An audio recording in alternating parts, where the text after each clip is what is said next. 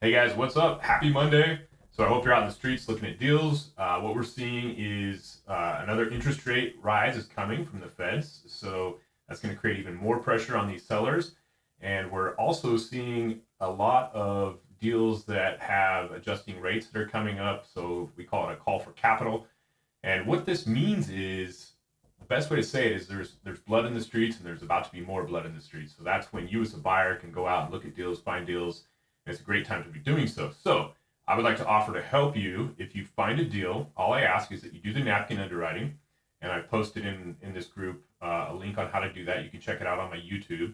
Do the napkin underwriting, get the T12 and get the operating memorandum, and send those to me in an email, Brad at Titan ACQ. And what I'll do is I'll spend anywhere from 15 minutes to 60 minutes reviewing your deal on a Zoom, and we can post that in the group so everybody else can get the benefit of it as well. And you can also find partners to help you out with the deal. So go out there, find some deals. If you need help, if you're new and you want me to help you review them, then just hit me up here on WhatsApp and I'll be happy to do it. Have a great week.